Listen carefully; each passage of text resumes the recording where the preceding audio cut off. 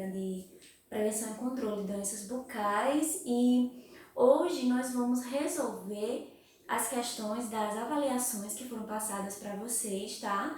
De uma forma que a gente possa até revisar todo o conteúdo que já foi visto nos nossos 3 primeiros encontros, né? Hoje a gente finaliza, então, nossa disciplina com essa revisão.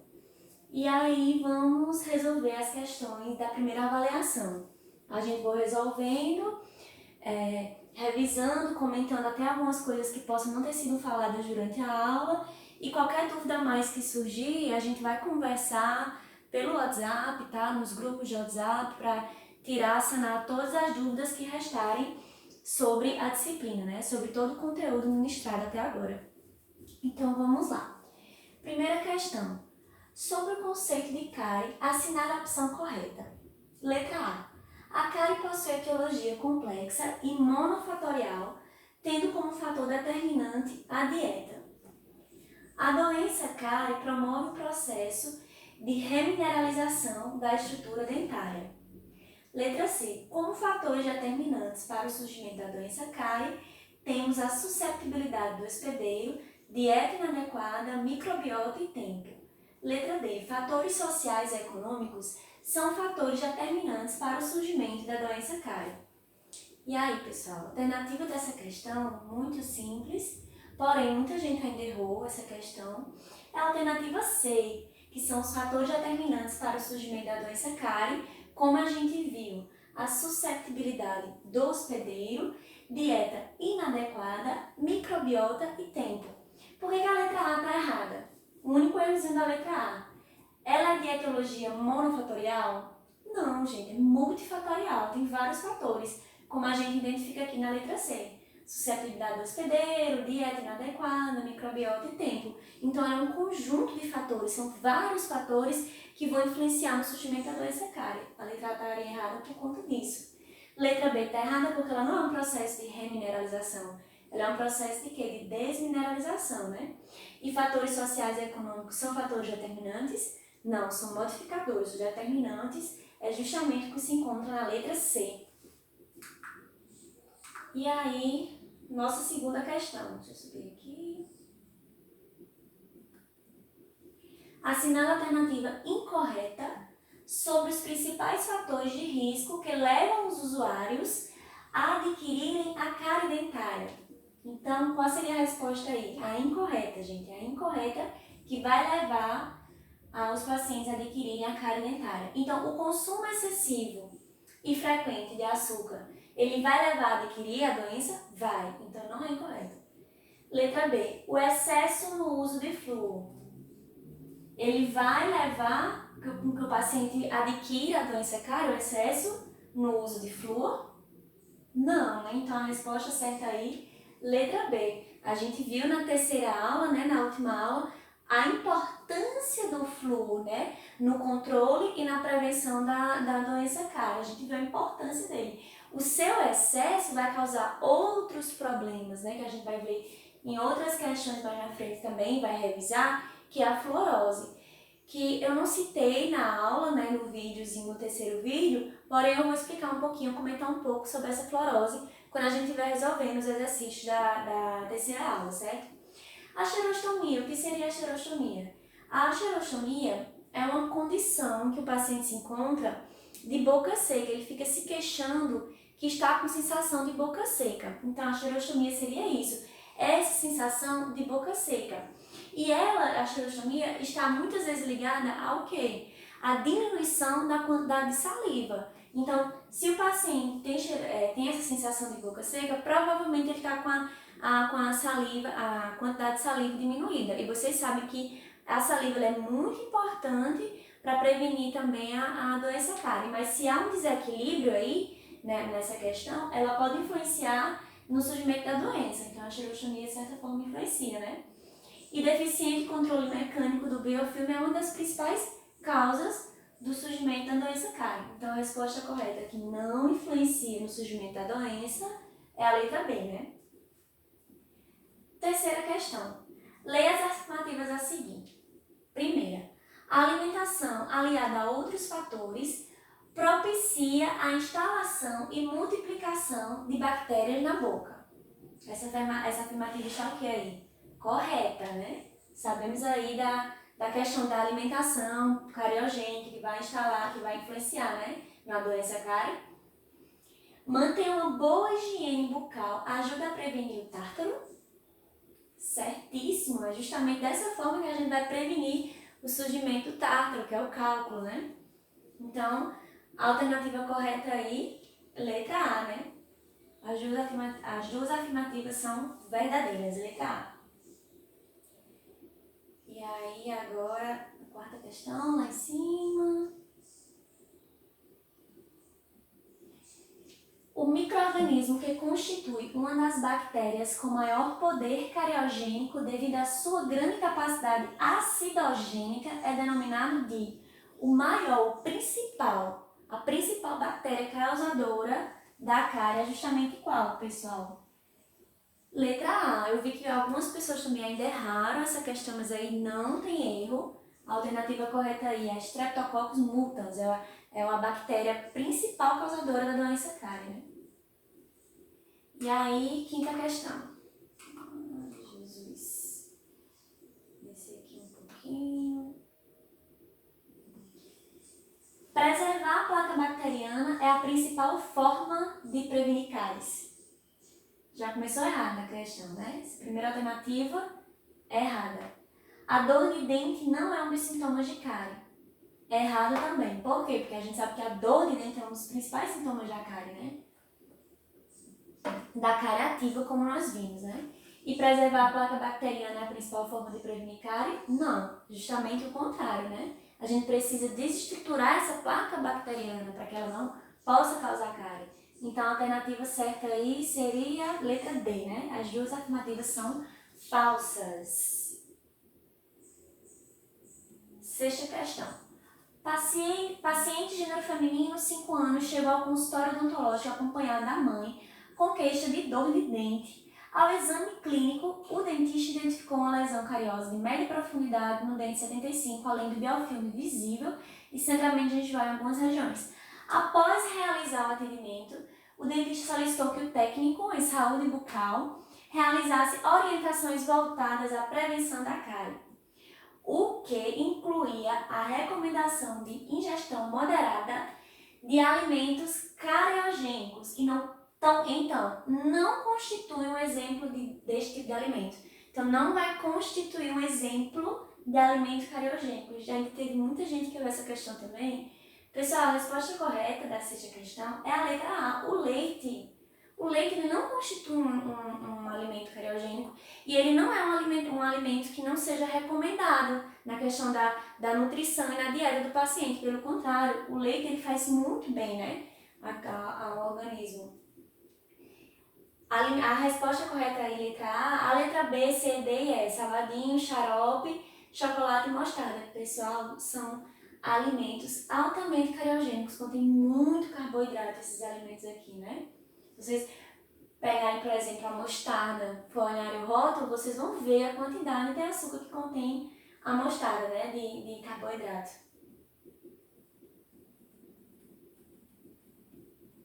Sétima questão. Quanto à cárie, é correto afirmar que se trata de uma doença? Letra A. Causada pela destruição da estrutura mineralizada do dente por ácidos provenientes da dieta. B. Causada por bactérias cariogênicas que consomem o cálcio do esmalte dental na presença de carboidratos fermentáveis no meio bucal.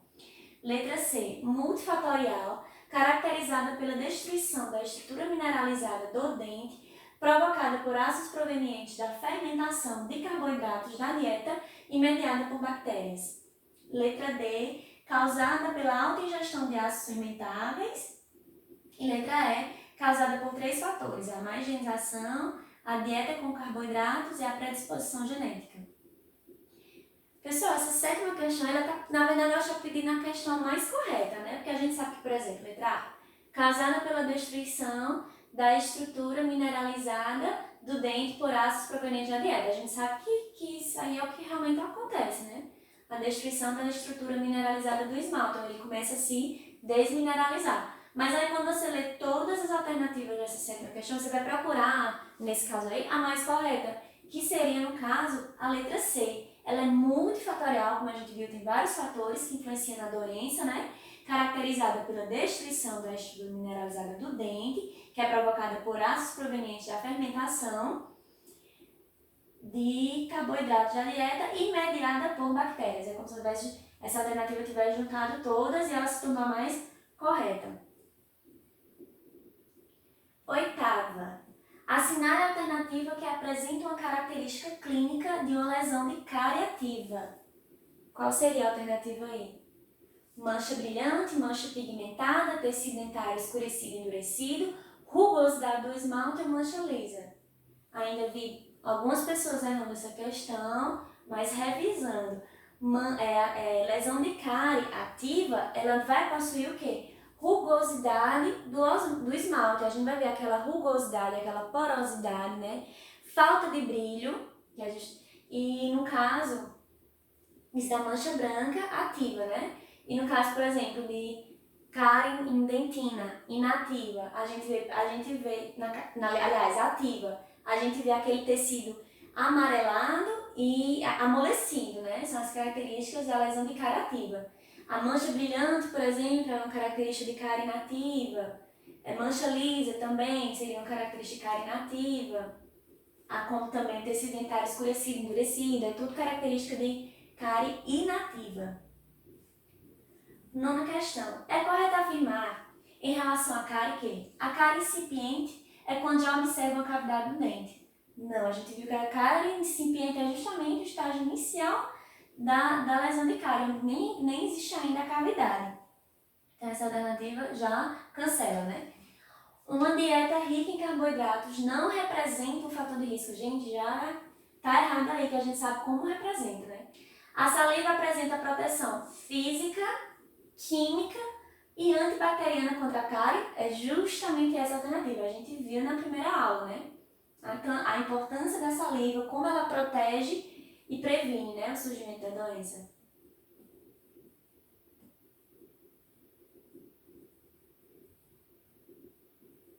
Décima questão.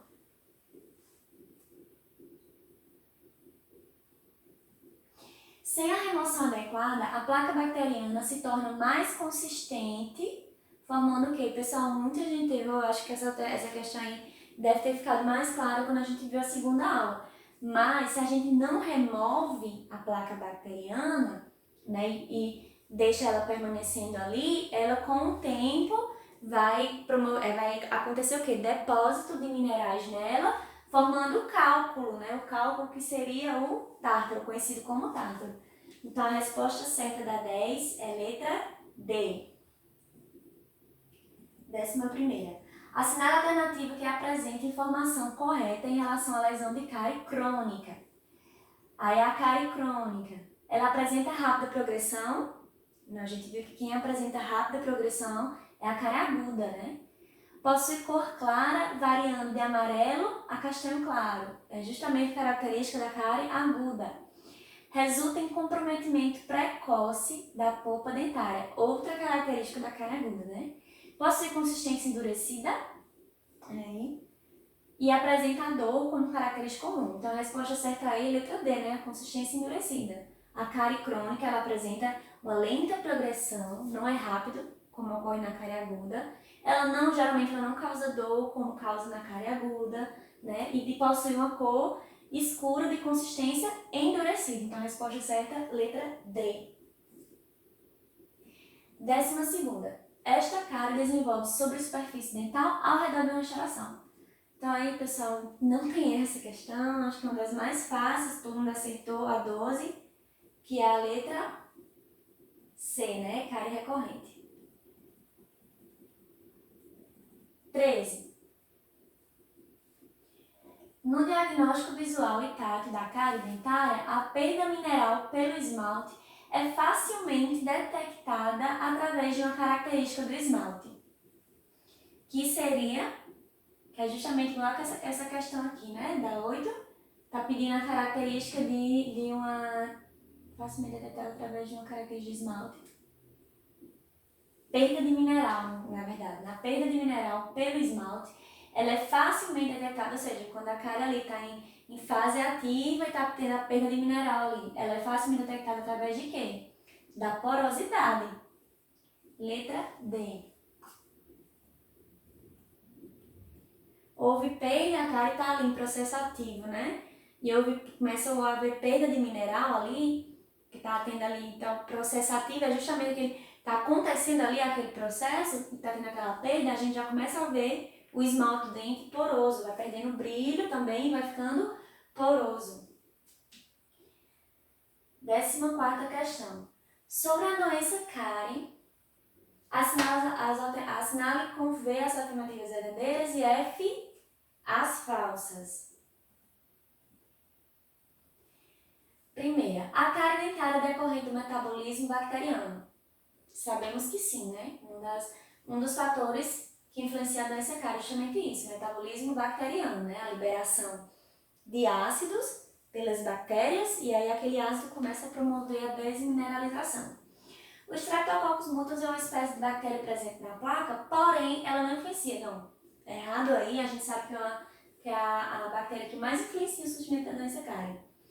A saliva pode remineralizar as lesões cariosas iniciais por meio de cálcio, fosfato e flúor. A gente viu que é justamente essa liberação, né, na saliva desses elementos que vai promover a remineralização. A cárie incipiente se caracteriza como uma lesão inicial, correto, foi o que nós vimos, né, durante a aula. Lesão de cárie aguda se caracteriza pelo rápido desenvolvimento e muitas vezes comprometimento precoce da polpa, possui coloração clara e raramente apresenta sintomas de dor. O erro dessa alternativa está só nesse raramente, porque é muito frequente a presença de dor em lesão de cárie aguda, então falsa. E aí vamos ter o quê? Verdade, VF, VF, né? VF, alternativa letra E. 15ª questão. A lesão cariosa é considerada como manifestação clínica de uma infecção bacteriana. Correto. O dever do Estado de garantir a saúde não inclui a execução de políticas econômicas e sociais que visem a redução dos riscos do risco. A gente viu na terceira aula como saúde pública é muito importante, né? Na prevenção e no controle da doença. E é dever do Estado, sim, promover essa saúde pública, promover esse acesso à saúde bucal à população. Então, a alternativa 2 é errada. Aí a correta aí seria 15, letra B. Afirmativa 1 verdadeira e 2 falsa. E aí eu voltei? Deixa eu ver se eu voltei. 16. Pessoal, muita gente também errou essa 16. Vamos ver.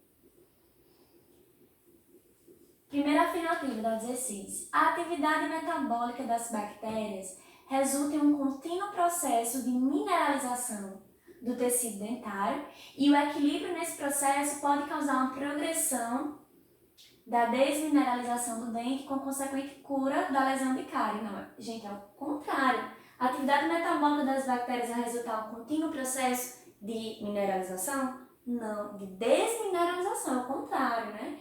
E a progressão da mineralização é que vai curar, que pode curar a lesão de cárie, né? Então, a primeira questão é errada. Segunda afirmativa. A frequência, constante ingestão e a consistência dos carboidratos não estão relacionadas com o desenvolvimento da cárie, pois o açúcar consumido entre as refeições e a sua textura favorecem a retenção desse alimento na cavidade bucal. É justamente isso que eu pedi para vocês pesquisarem sobre a questão da dieta, para poder também vocês fazerem o diário alimentar, né, com a diário alimentar, um diário alimentar mais adequado, né, de acordo ali com o diário alimentar de vocês feito. E a gente sabe que a frequência e a consistência do alimento é que vai influenciar, está relacionado com o desenvolvimento da cárie. Então, essa alternativa estaria errada. O biofilme, a dieta e a saliva são considerados fatores biológicos atuantes diretamente no processo da doença cárie. E aí, pessoal, para acontecer essa questão, eu observei que muita gente marcou a letra A. Nenhuma afirmativa está correta. Ou seja, considerou essa terceira afirmativa errada. Porque a gente viu que o biofilme, a dieta, né, o que a gente estudou, biofilme, dieta e hospedeiro, né, a suscetibilidade do hospedeiro, são os fatores que estão atuando diretamente no processo da doença cárie, né, junto com o tempo. Mas se essa afirmativa está correta, por quê? Foi considerada correta essa questão, eu peguei questão de concurso, e a resposta certa é apenas uma afirmativa está correta, que seria a terceira. Por que essa afirmativa está correta? O biofilme a gente sabe que está influenciando diretamente, né, na doença cárie, a dieta também. E a saliva também, pessoal. Por quê? Porque a saliva é justamente o que diz a questão do hospedeiro. Quando a gente diz suscetibilidade do hospedeiro, é da pessoa. Vai de cada pessoa, entendeu? A questão das defesas, a questão da saliva, do equilíbrio bucal, de como está o equilíbrio bucal daquela pessoa. Então, a saliva, sim, ela está influenciando diretamente no processo da doença cárie. Então, a resposta aqui seria a letra B. 17. Pedrinho, 7 anos, foi acompanhado de sua mãe ao consultório de um dentista. A mãe pediu ao profissional que o examinasse para ver se havia algum dente careado. Após exame clínico e radiográfico, o cirurgião dentista afirmou que um dente havia uma lesão de cárie ativa que necessitava de restauração. Para que essa lesão fosse considerada ativa, quais as características da textura, do brilho e cor?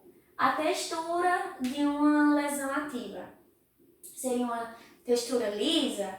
Seria uma textura rugosa, que possui rugosidades? Seria uma textura rugosa, como a gente viu. O brilho, uma lesão, uma mancha branca ativa, uma lesão ativa de cárie, ela possui brilho ou ela é opaca? Ela é opaca, ela não é brilhante. E a cor é um branco, ele é cor um branco amarelado, né? Então a resposta correta aí da 17 seria letra B, superfície rugosa, opaca e branco amarelado.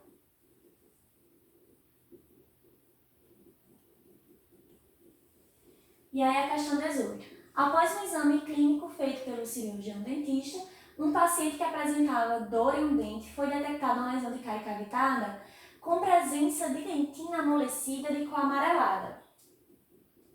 Este quadro clínico é compatível com o quê? Então a gente viu aqui, vamos ler novamente. Ele apresenta dor, é uma lesão cavitada com presença de dentina amolecida e cor amarelada. Então, é justamente as características de um quê? De uma lesão ativa em dentina. Resposta aí da 18, letra C. Lesão ativa em dentina. Como a gente viu, ativa, a presença de dor é característica de lesão ativa, o tecido amolecido, a dentina amolecida é a característica da lesão ativa.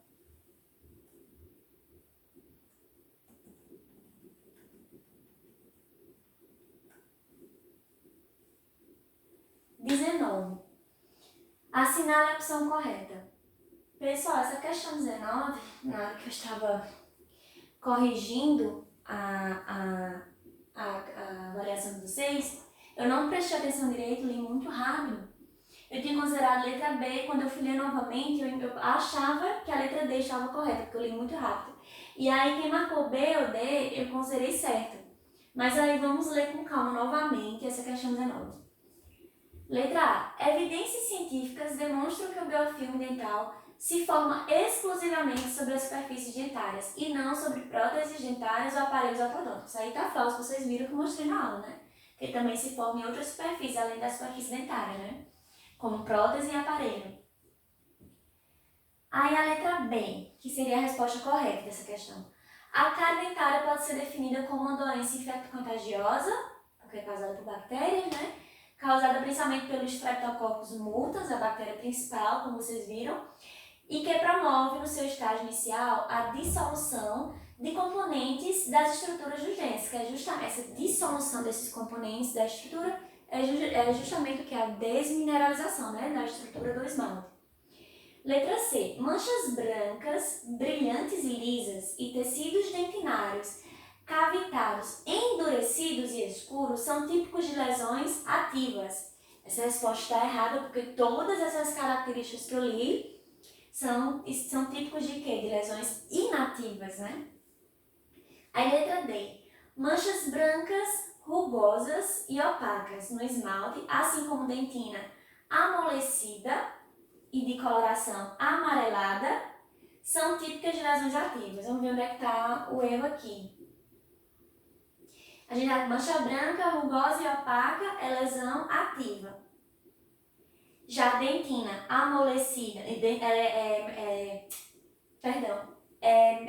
mancha branca, rugosa e opaca, se a gente sabe que é lesão ativa em esmalte, né? E dentina amolecida e de coloração amarelada são típicas de lesões ativas na dentina. Realmente essa questão letra D tá correta, né? Foi por isso que eu considerei as duas, a alternativa B e D, a correta. Não possui erro nessa letra D, né?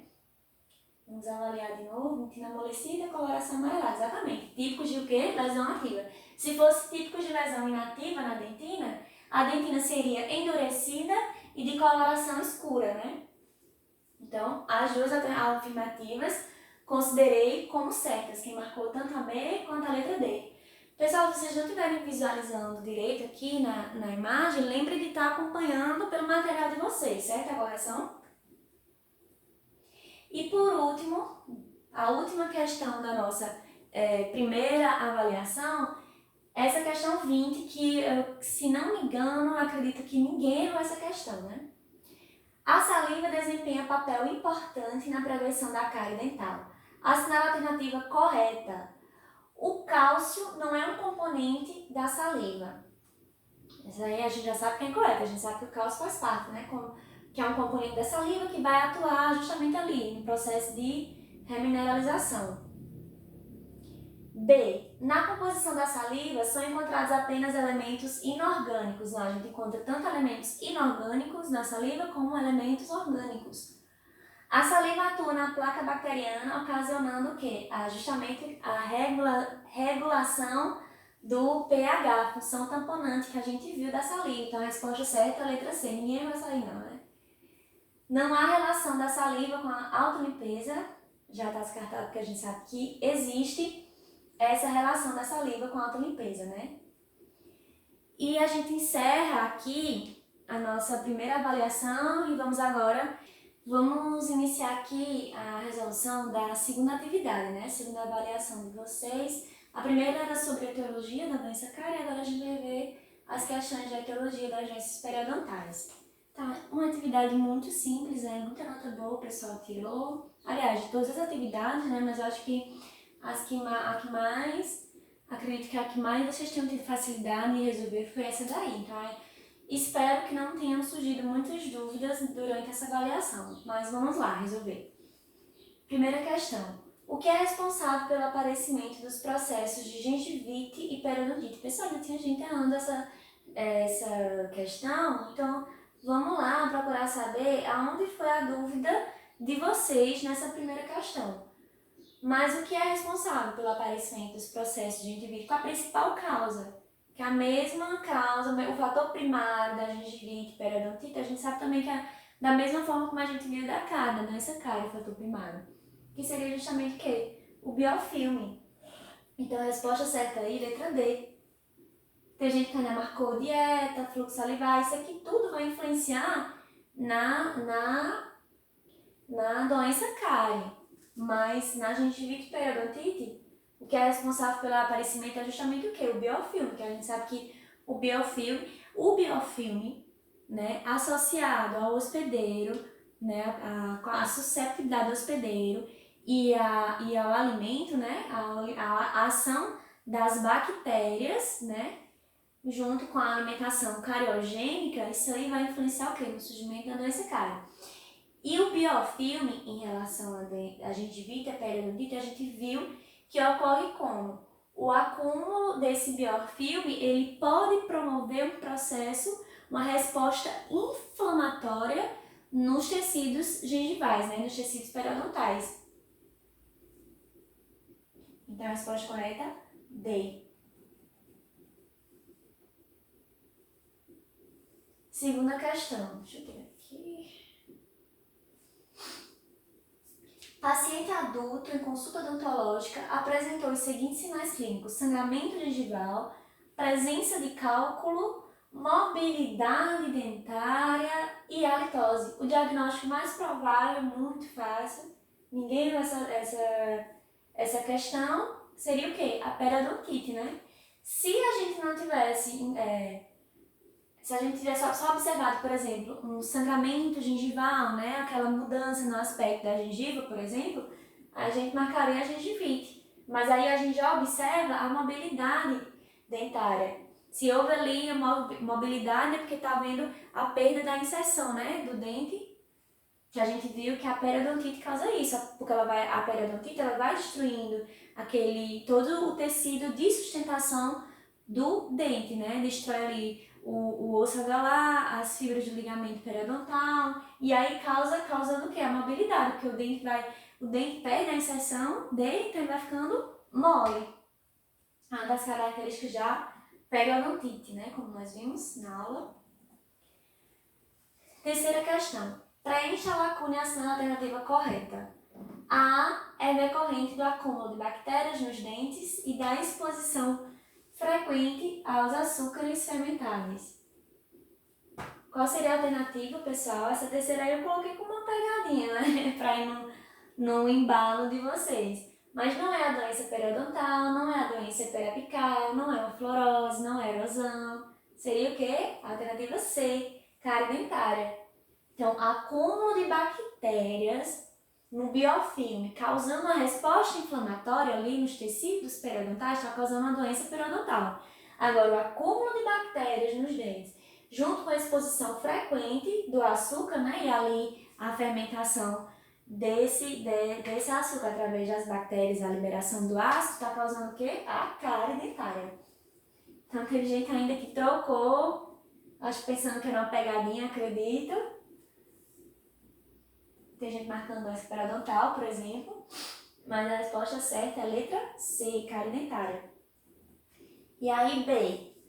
O grupo de doenças que se caracterizam pela inflamação dos tecidos de sustentação e proteção dos dentes, acompanhada pela perda de inserção do tecido conjuntivo, consequência da agressão promovida pela placa bacteriana subgengival, né? É denominado de, a gente sabe que a subgengival ela vai influenciar no surgimento, a placa bacteriana, o cálculo subgengival, né? Vai influenciar no surgimento da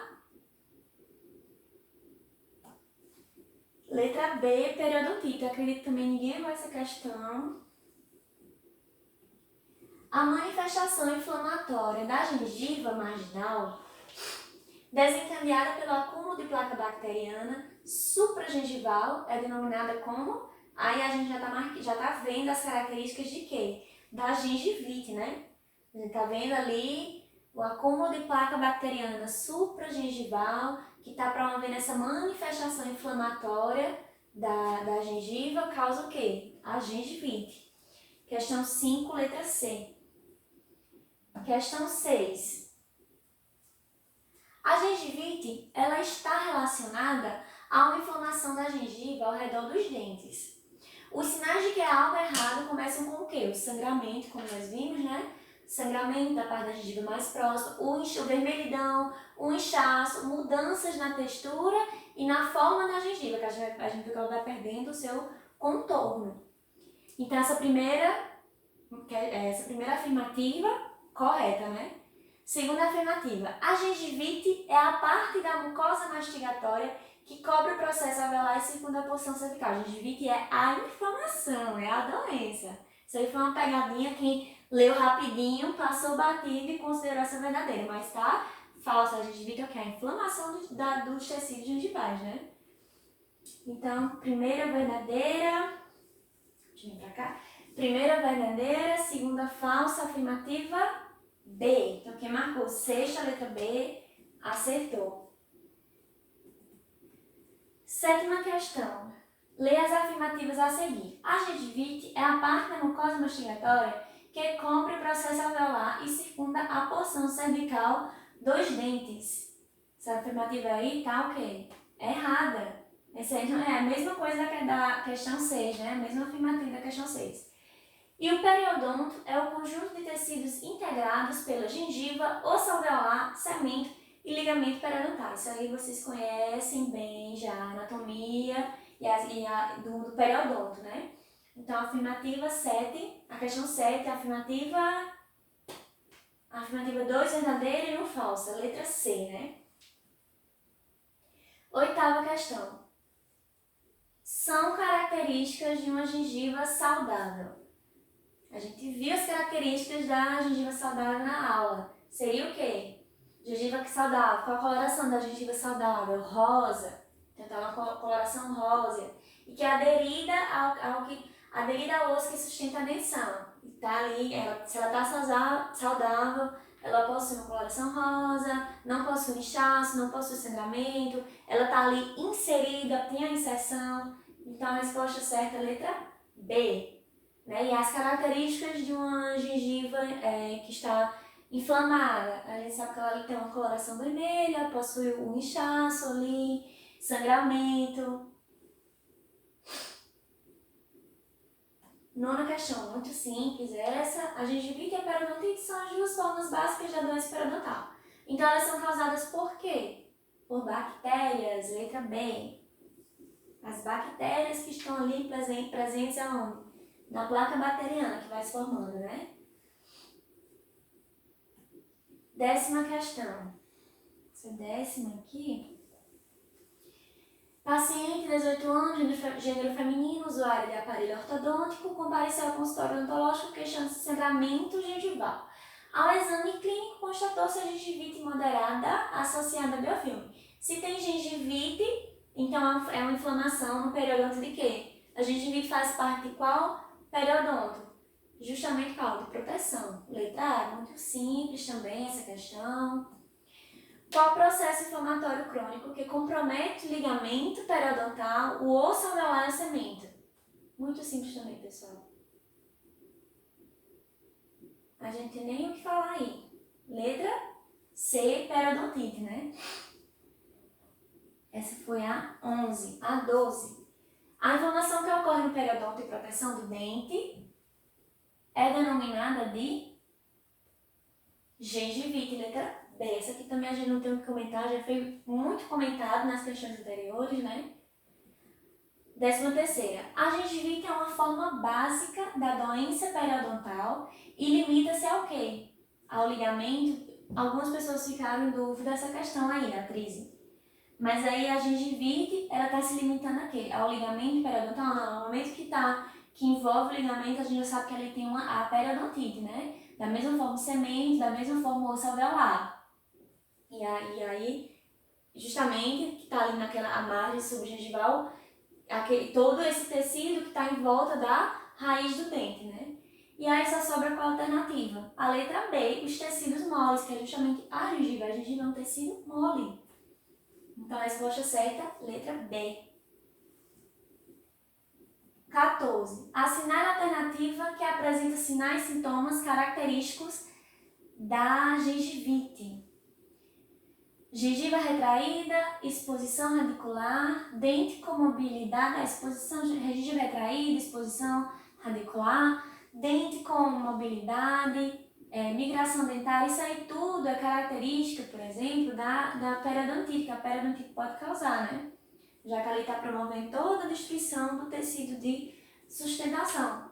E aí só nos resta a alternativa sangramento gengival, que a gente sabe que é uma das características, sim, da gengivite. 15. Para fins didáticos, a placa bacteriana pode ser dividida, meu Deus, essa é simples, muito simples, essa alternativa aqui, essa questão. Mas aí eu coloquei já para a gente memorizar e não esquecer, né? Que os tipos de placa bacteriana que nós encontramos é a supragengival, que está à margem da gengiva, e a subgengival, que está abaixo da margem da gengiva, né? Então, a 15, alternativa A. 16. O computador já descarrega, pessoal. Julgue os itens e marque a opção incorreta. Apesar de ser mais comum em adultos, a periodontite crônica pode ocorrer em crianças. Verdade. A gengivite por placa é a forma mais prevalente de doença periodontal. Correto. A gengivite necrosante e a periodontite necrosante incluem-se em categoria de doença periodontal necrosante, foi o que nós vimos, correto? Fatores sistêmicos podem aumentar as condições de risco para o desenvolvimento da doença periodontal. Essa aí também está correta. Muita gente veio falar comigo, professora, essa questão 16 eu não estou conseguindo encontrar alternativa, mas aí quando eu fui ler, eu vi que eu não coloquei uma opção correta. Todas as opções, letra A, B, C e D, estão corretas. Aí eu considerei meio ponto para cada um, tá, pessoal? Porque não tem erro aí nessa questão 16.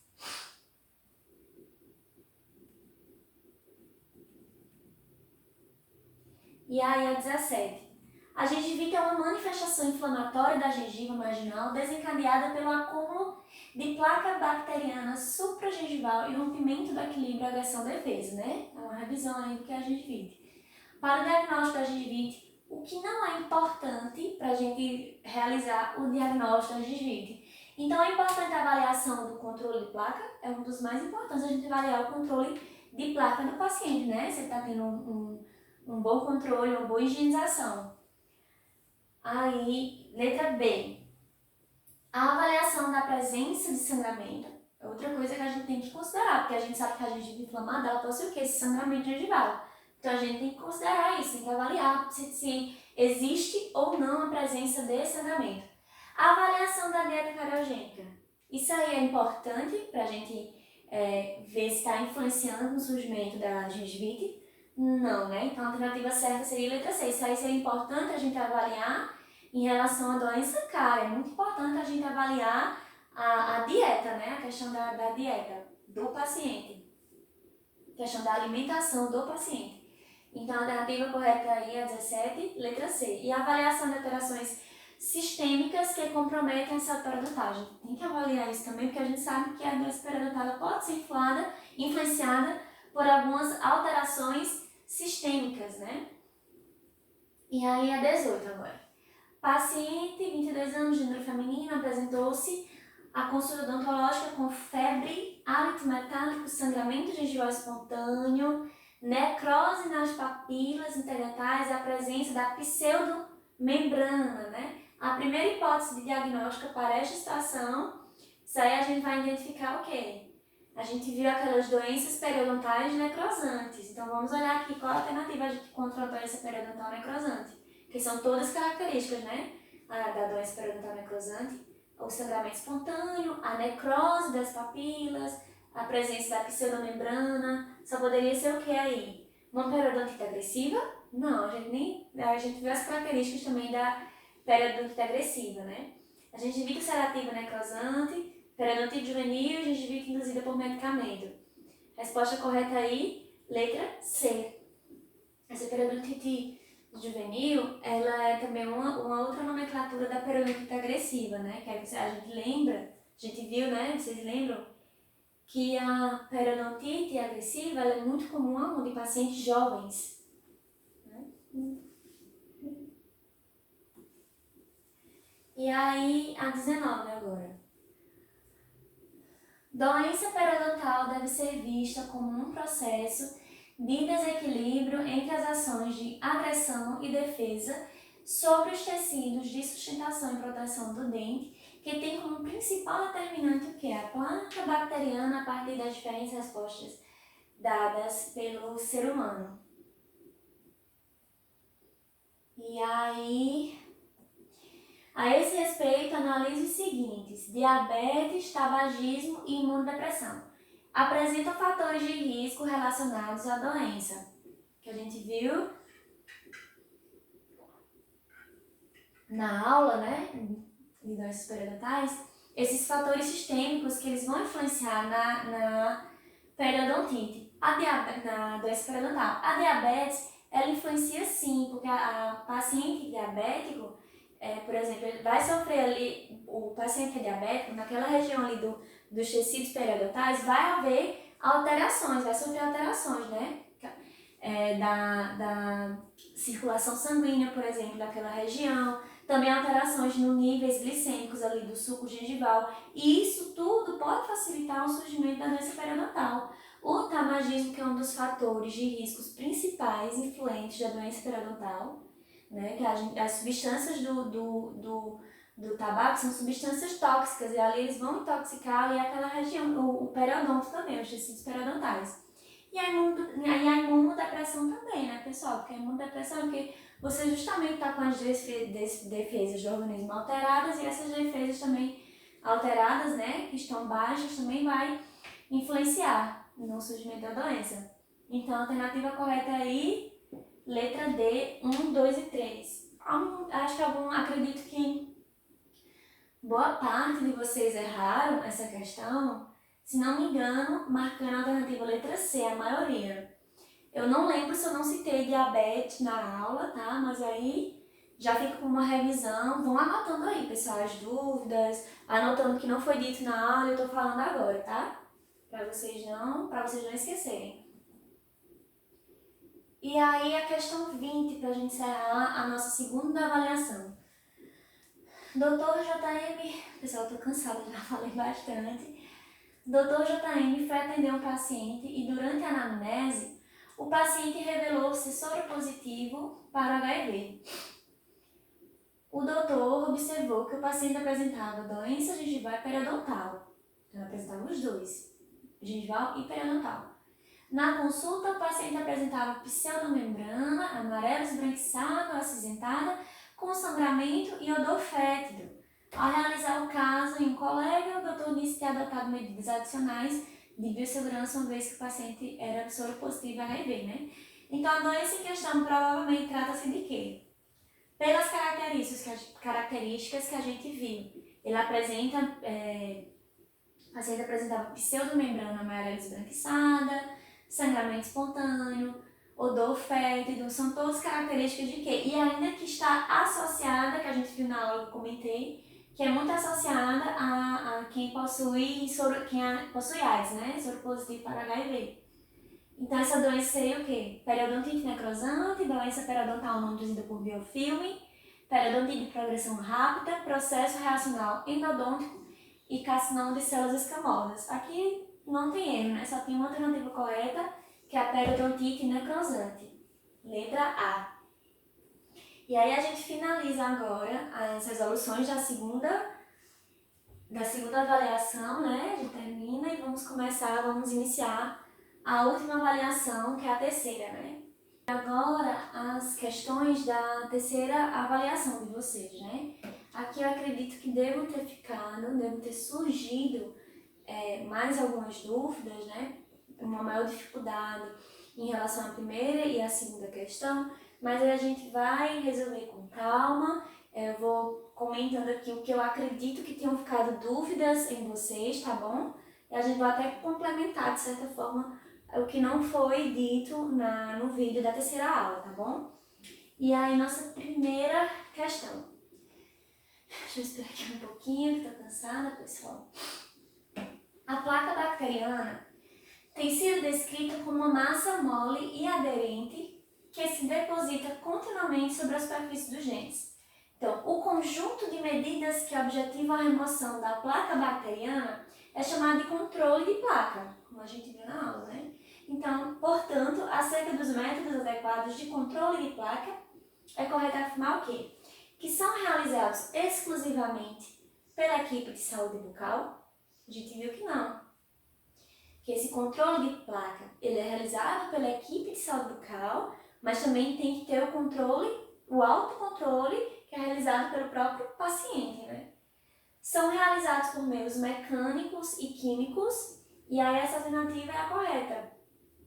Eu falei dos meus mecânicos de controle, como a escovação, por exemplo, a raspagem, por exemplo, que é feita pelo o profissional, e também são também realizados por meios químicos como auxiliares, como a gente viu, o uso do flúor, né, em bochechos, enxaguantes. E aí, letra C, podem levar ao crescimento da massa bacteriana, ao contrário, vai reduzir o crescimento, né, o controle mecânico. O controle da placa, aliás. podem ser realizados através de bochechos com água, né? A gente viu os bochechos que a gente utiliza como bochechos que contêm flúor, né? São realizados exclusivamente pela paciente, também é raro, que a gente sabe que é tanto pela paciente como a equipe de saúde bucal. Então só resta realmente a alternativa B. Segunda questão. A doença periodontal é uma das condições mais prevalentes entre as patologias, deixa eu ver se lá ficar, entre as patologias bucais, principalmente nos adultos e idosos. Sobre essa doença, analise as afirmativas. 1. A remoção frequente da placa dentária com alto cuidado, remoção frequente da placa. O alto cuidado na higiene, que é a remoção frequente da placa, a gente remove, por exemplo, o paciente, tanto através do paciente quanto do profissional. O alto cuidado na higiene, que é o paciente quem tem, né?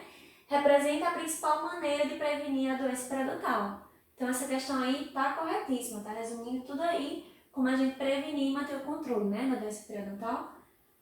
A progressão da doença é irreversível, da doença periodontal. Ela é irreversível e depois de instalada não depende da presença da placa. Eu não sei se ficou bem entendido para vocês durante a terceira aula a questão dessa diferença da doença da gengivite e da periodontite, como a questão em relação à questão do seu controle, né, da sua prevenção e seu controle. A gengivite ela é uma doença reversível. O que é que ela quer dizer reversível?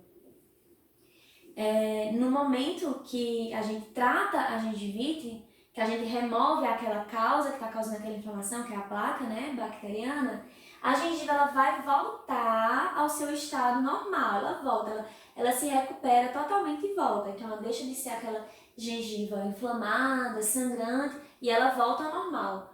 A periodontite, ela é irreversível, por quê? Porque tudo aquilo que já foi perdido durante a doença periodontal, toda aquela perda óssea, por exemplo, que ocorreu, no momento que a gente trata a periodontite, tudo aquilo que já foi perdido não vai voltar. Agora é importante a gente tratar porque a gente tem que evitar que a doença se progrida e que tenha perdas maiores, mas tudo aquilo que já foi perdido, no momento que eu tratei a periodontite, todo aquele osso alveolar, por exemplo, todo aquele ligamento, todo aquele tecido de sustentação que foi perdido, ele não vai voltar ao normal. O que foi perdido já era, né? Por isso que é importante a gente tratar o quanto antes para que essa perda não seja uma perda grande e que ela não se progrida. Então ela realmente é irreversível. Mas depois de instalada, depois que a doença periodontal surge, ela não depende da presença de placa, pelo contrário, ela sempre vai depender, as que são influenciadas, né, que a gente viu também que alguns fatores sistêmicos influenciam a doença periodontal. Mas no geral, elas são influenciadas pela presença de placa e vai sempre depender da presença de placa. Então é por isso que a gente tem que estar tendo esse controle, mantendo, né, a saúde bucal do paciente, né, removendo, tendo aquele controle mecânico da placa para que a doença ela não volte, não progrida, né? A gente pode estagnar, mas ela voltar ao normal não volta mais. O que já foi perdido não volta mais. Sim, e a terceira afirmativa, o controle terapêutico da doença periodontal abrange procedimentos periódicos de quê? De raspagem periodontal e remoção mecânica da placa. Que é justamente isso, a gente precisa ter esse controle, né? Essa manutenção periódica para que a doença não volte e progrida, né? E aí a resposta correta é 1 e 2, alternativa A. Não, perdão, 1 e 3, né? Alternativa B. A 2 está errada. E aí, terceira questão. O material com melhor efetividade clínica na prevenção de cárie em fóssulas e fissuras seria o quê? Resina acrílica. A resina acrílica, vocês vão ver que a resina que é utilizada no tratamento restaurador, né? Permanente da cavidade, né? Da lesão de cárie. O ionômero de vidro, devido à liberação de flúor, a gente viu também o ionômero de vidro, né? Usado como material provisório, é um dos materiais utilizados na adequação do meio bucal, a gente viu. O flúor acidular, a gente viu a importância do flúor também. Selante e resinoso pela melhor proteção local das fóssulas e fissuras. A resposta certa aí, no caso essa 3, que ninguém errou, acredito, é justamente a letra D, que é o selante, que é usado nas fóssulas e fissuras, né? A gente viu que a gente coloca selando essa região, que é uma região muito propícia para o acúmulo de placa bacteriana e ali o surgimento da doença cárie. Então, a gente selando, a gente está prevenindo, né, que surja essa doença, prevenindo o quê? Formando o quê? Essa blindagem para que não ocorra ali naquela região o acúmulo de placa bacteriana, já que é tão comum, né, nas fóssulas e fissuras. E aí, a quarta, vou descer um pouquinho aqui, para mim visualizar, descer mais. E aí, a quarta, paciente odontopediátrico vai a consulta de rotina e o técnico faz uma demonstração de uma técnica de escovação. A gente viu as técnicas. E a técnica é a seguinte: com os dentes ocluídos, fazer movimentos circulares. A gente viu aquela técnica da bolinha, do trenzinho e da vassourinha, né? Que essa alternativa aí está perguntando. Então, qual técnica seria essa? A letra A de fones, né? Que é justamente aquela técnica que a gente indica, é mais indicada para crianças, já que crianças ela não tem muita habilidade manual e é uma técnica muito fácil de ser procedida, né? 5. Em um procedimento periodontal, aí vamos revisar, que aqui eu coloquei mais como uma revisão para vocês de instrumentação, que vocês já conhecem, mas aí, em um procedimento periodontal de raspagem, quais instrumentos devem ser utilizados, que eu mostrei durante a aula, né? Os instrumentos utilizados na raspagem, por exemplo, e na profilaxia. Temos letra A, Hollenbeck e foice. A foice é utilizada, né, no procedimento periodontal. A gente viu que a foice, a gente promove uma raspagem supragengival com ela, né? Porém, o Hollenbeck é um instrumental utilizado na dentística, né, na restauração. Colher dentina também a gente utiliza na dentística, remoção de tecido cariado. O cinzel em cirurgia. Lecron e fórceps. A Lecron também é um tipo de espátula, né? E o fórceps é um instrumento cirúrgico. Cureta de Grace e enxada. No caso, seria a alternativa correta, que a gente viu, né? As curetas e as enxadas utilizadas, né? Para remoção do cálculo.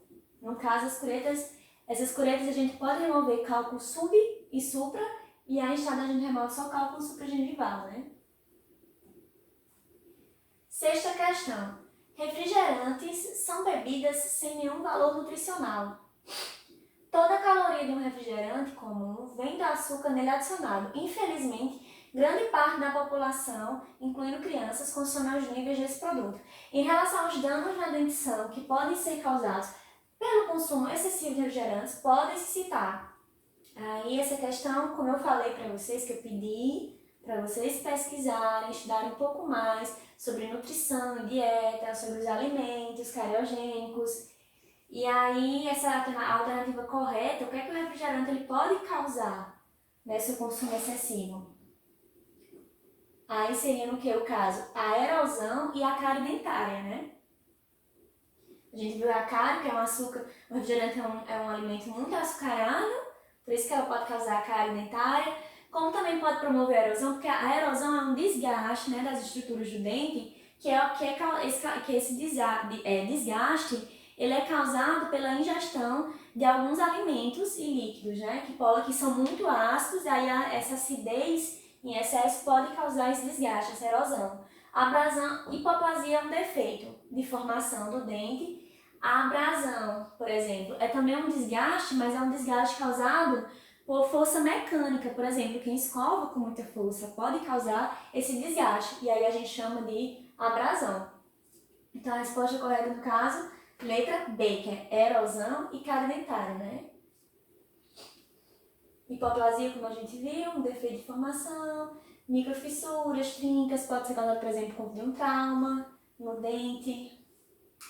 E aí, sétima. Puxa, não passou direto aqui. Vamos voltar um pouquinho.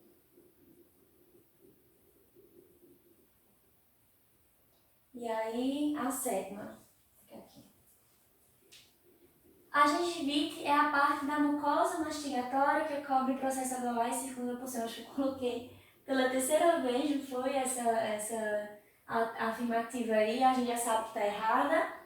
E a 2, são fatores de agravamento do risco de cárie, entre outros. O amplo acesso ao flúor, o eficiente controle mecânico do biofilme e o consumo reduzido e pouco frequente do açúcar. São fatores de agravamento de risco? Não, justamente o contrário.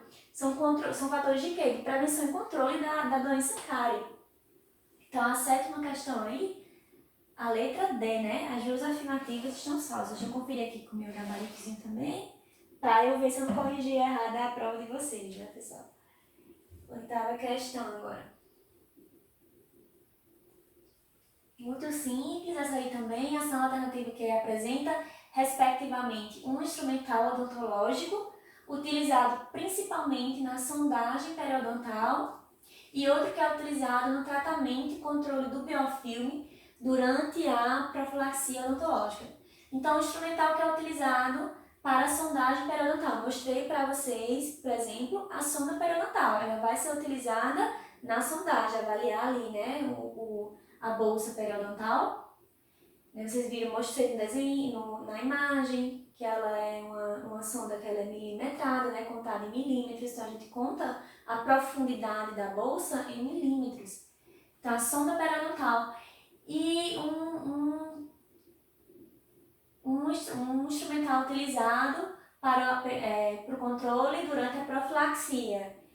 Na aula, eu não lembro se eu citei também a taça de borracha, mas tem no slide de vocês. A taça de borracha ou a escova de Hobson, que no caso aqui na questão tem a escova de Hobson, né? Então, a alternativa correta, muito simples, essa questão também, é a letra D. 9. A fim de desestruturar os micro-organismos aderidos, o controle mecânico individual do biofilme dental deve ser realizado por... Vamos lá, tem que subir mais um pouquinho. Por meio de escovações, do uso do fio dental e de outros agentes de limpeza interproximal, como a gente viu, por exemplo, algumas escovas, né, que auxiliam como a escova interdental. Para que a remoção de biofilme seja realizada sem trauma no esmalte, na língua e no tecido gengival, recomenda-se que sejam utilizadas escovas dentais. Eu falei para vocês durante a aula as escovas dentais mais recomendadas, né? Que são aquelas que possuem, são os multitufozinhos de cerdas, a normal que a gente utiliza, né? Que sejam macias. Aqui, ó, múltiplos tufos com cerdas macias, né? Então, a alternativa correta é a letra A. Aquele cabinho reto, que eu falei também, é o mais indicado. Cabeça pequena, não precisa ser escova de uma cabeça grande. Então, a alternativa correta, letra A. 10ª questão, vamos lá. Acredito que vocês também estejam cansados já. Foram ao todo 65 questões, né, pessoal? Muita questão para vocês estudarem, tá ajudando ali no estudo de vocês, né? Na compreensão do estudo de vocês, essas questões, tá? Todas de concurso, algumas eu adaptei, mas são todas de concurso. Então estudem bastante, pessoal, porque no momento que abrir o concurso aí, vocês se inscrevam e fazem competir com o pessoal. Acerca de ações de promoção e proteção da saúde, julguem o item que se segue. Primeiro item. A aplicação tópica de flúor visa a prevenção e o controle da cárie por meio da utilização de produtos fluorados, que a gente viu. Solução para bochecho, gel fluoretado, verniz fluoretado, em ações coletivas, vimos tudo isso durante a aula, né? Independente da situação epidemiológica. Aí é onde se encontra, esse independente aqui, o erro dessa alternativa, porque eu mostrei para vocês na aula que vai depender da situação epidemiológica ali. Por isso é tão importante o exame epidemiológico, para a gente avaliar a situação de saúde bucal daquela região, daquela comunidade, enfim, de onde a gente vai fazendo o estudo, né? Temos que avaliar a condição de saúde bucal e aí, dependendo dessa situação, por exemplo, se há um alto risco de cárie ou não, é que a gente vê a necessidade desse uso do flúor, seja semanal, seja por mês, mensal, seja por semestre, enfim. Vai depender, sim, da situação epidemiológica daquela região.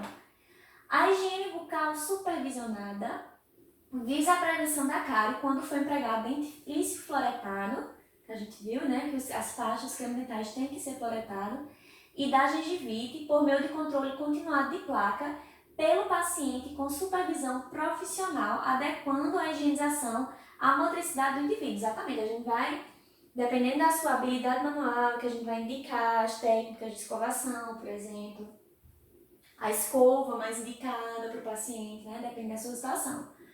Essa higiene bucal supervisionada deve ser desenvolvida preferencialmente pelos profissionais auxiliares da equipe de saúde bucal e sua finalidade é a busca da autonomia com vistas ao autocuidado. Então, essa questão está querendo dizer o quê? Está falando da importância da higiene bucal supervisionada, que é aquele momento que você vai ensinar o paciente a escovar, e está falando que ela é desenvolvida preferencialmente pelo TSB. Por quê? Porque o TSB, ele fazendo isso, vai facilitar o trabalho clínico do dentista, né? E a finalidade dessa higienização bucal supervisionada é justamente o quê? A busca da autonomia em vistas do autocuidado. É o que? A busca do paciente, ele mesmo, saber escovar e ter esse cuidado com a sua higienização. Então, essa alternativa 2 está verdadeira. A 1 a gente está errada e a 2 está verdadeira. Então, a resposta certa é letra C. Quem marcou 10, letra C. Deixa eu ver se eu coloquei no gabarito de vocês, letra C. Coloquei.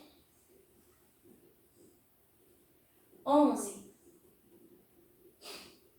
Quanto ao uso do ultrassom na instrumentação periodontal, assinale a alternativa correta, né? Falei para vocês do ultrassom, mas eu falei muito rapidinho. Vamos ver se a gente consegue revisar uma coisa aqui do ultrassom. Essa alternativa aqui, a 11, eu vou logo falando qual é a correta, que seria a letra E. Mas vamos ver, mas tem no slide de vocês que eu mandei, né? Falando um pouquinho melhor da ultrassom, mas vamos ver por que aquela alternativa vai estar correta e as outras estão erradas. Exige mais tempo e esforço do operador para a remoção da placa e cálculo supragengival. Quando comparado à raspagem manual, é justamente, ai gente, que susto, pensei que ia dar uma aula aqui. É justamente o contrário. A ultrassom não vai exigir mais tempo. É mais rápido você utilizar a ultrassom do que você fazer a raspagem manual. E é menos esforço. A raspagem está ali, ó, na munheca, né, quebrando a munheca lá, raspando. E a ultrassom não, a ultrassom é bem rapidinho. O procedimento é rápido e não exige muito esforço do operador, no caso do dentista. A letra B. Pode ser utilizado para raspagem de placa, cálculo supra e sub, mas não é indicado para raspagem de regiões de fuca, né? Na verdade, a maior utilização da ultrassom é para remoção de cálculo supragengival, né? Não existe esse alcance, digamos assim, subgengival no momento da raspagem da ultrassom. Por isso que a ultrassom ela é usada mais para manter o controle, né? Controle e manutenção, né? Toda vez que há uma consulta de rotina do paciente, consulta de manutenção, sempre vai ter um acúmulozinho ali da placa bacteriana, e aí a ultrassom rapidinho remove aquele acúmulo de placa bacteriana, né? Ou então utilizada como precursor da raspagem manual. Você utiliza a ultrassom ali para tirar o grosso e depois finaliza o procedimento de raspagem com a raspagem manual. Até porque o ultrassom ele não alcança aquele alisamento, né, adequado. Alisamento só promove a raspagem, mas não promove o alisamento. É muito seguro, por tal razão pode ser utilizado em qualquer paciente. A gente viu que ele tem suas contraindicações, não é qualquer tipo de paciente que pode utilizar a ultrassom, né? Por exemplo, pacientes cardiovasculares que utilizam marca-passo, não pode, que ali a ultrassom vai interferir, né? Pacientes com algumas infecções, que podem potencializar a infecção, a ultrassom. É mais eficiente que os instrumentos manuais na remoção da placa e do cálculo, tanto supra quanto sub. A gente viu que não, que o eficiente na remoção do cálculo subgengival é a raspagem manual. Como produz calor, requer irrigação abundante, o que contribui para a limpeza da área, embora prejudique a visualização. Aí essa é a questão correta, né? Porque ali a gente está usando um motorzinho, né, e tá produzindo calor. E aí, como ele está produzindo calor, tem que ter a liberação de água, né, ao mesmo tempo, para não promover o superaquecimento ali da região, né, dos tecidos ali periodontais. Deixa eu só colocar aqui rapidinho, que eu não sei se vocês observaram, né, que os slides da videoaula estão um pouquinho diferentes dos slides que eu passei para vocês, né? Porque como eu expliquei, foi bastante corrida a aula, não deu para eu complementar o que ficou faltando durante a videoaula. Aí eu coloquei, mas eu mandei os slides para vocês do que seria a aula mais completa. E aí, ó, vou mostrar aqui rapidinho. Vamos lá, pressão, cadê? Aqui, em relação à raspagem e alisamento corono-radicular, eu acredito que esse slide não foi na videoaula, mas só pra gente ver essa raspagem. A raspagem é o procedimento, vamos colocar aqui.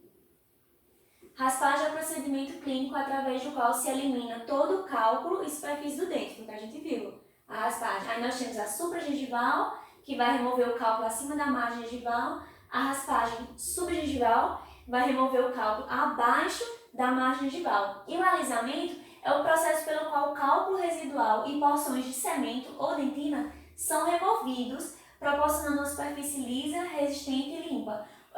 O alisamento vai remover como se estivesse removendo o resto que ficar ali para promover aquela lisura da superfície, que é o ideal, né? Porque se a gente deixar aquela superfície ainda meio porosa, rugosa, aliás, né? Deixando ali a superfície ainda um pouco rugosa, facilita novamente o acúmulo da placa bacteriana. Por isso, no momento de raspar, a gente raspa e ao mesmo tempo que a gente está raspando, a gente já vai alisando aquela área para deixar bem lisinha. Aqui essas fotos eu acredito também que não foi na videoaula, né? Só mostrando o antes de uma raspagem e o depois, né? Como fica. Aqui com muito cálculo e depois do procedimento de raspagem, como é que fica. Né? Aqui a técnica de raspagem, vocês conhecem, a empunhadura da cureira, que é a posição como a gente coloca, pega o instrumental, né? Através da empunhadura, coloca no plano de apoio, tem que detectar qual é a ponta ativa, encosta ali na região e fazendo esses movimentos assim de tanto movimentos verticais como horizontais e oblíquos, né, para remover o cálculo. Aqui, ó, a empunhadura, como é que a gente pega o instrumental, tá vendo que está apoiado aqui na superfície, com a ponta ativa virada para a superfície, né, se for um instrumental que só tem um lado da ponta ativa, e aí a partir daí a gente começa a promover a remoção do cálculo. Bem rapidinho, deixa eu passar aqui os instrumentos, como vocês viram. Quais os objetivos da raspagem, como a gente viu? Restauração da saúde gengival, remoção dos elementos contaminantes da superfície radicular, né, que é a placa e o cálculo, e impedir justamente o quê? A progressão da doença periodontal. Por isso que a gente tem que ter aquele controle e manutenção. E objetivos de alisamento, remove ranhuras, como eu falei, ou irregularidades deixadas pela instrumentação manual, né? Para poder promover uma textura final como? Uma textura dura, lisa e resistente. E aí, como eu falei, ao mesmo tempo que a gente está fazendo a raspagem, está sendo feito o alisamento, porque a raspagem e o alisamento não são procedimentos separados. Todos os princípios da raspagem se aplicam ao alisamento, né?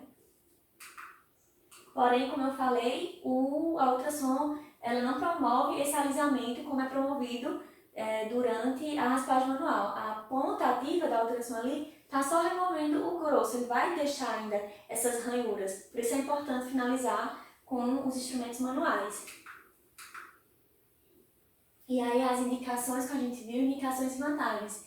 Uma raspagem supragengival feita, né, com ultrassom, ela é precursor da raspagem manual, a gente utiliza a ultrassom primeiro, por exemplo, né, para tirar o grosso, como eu falei, usada no controle e manutenção quando não necessita de raspagem radicular. Como eu falo, o paciente volta, que tem aquela consulta de rotina para a gente ver, aquela consulta de manutenção para a gente ver como é que está a saúde gengival dele, e para manter, né, só removendo aquele acúmulozinho de placa que ficar, aí a gente utiliza a ultrassom. No tratamento da gengivite, né, já que remove os cálculos sobre o gengival, pode remover manchas também e utiliza pouca força e menos tempo que a raspagem manual, que a gente viu na questão, né? Aí a ultrassom possui o quê? Uma ponta ativa que vai vibrar promovendo ali a limpeza da área e que libera água para evitar o superaquecimento. Então essa aqui é a questão é a alternativa correta, né, daquela questão. Também pode ser utilizado algumas substâncias abrasivas, como o jato de bicarbonato, que vai auxiliar na limpeza. E aí as contraindicações, paciente marca-passo, pacientes com doenças infecciosas, com doenças pulmonares crônicas também, restaurações de porcelana também não é indicado, alterações, superfície de implantes, né? E aí vamos voltar lá às questões.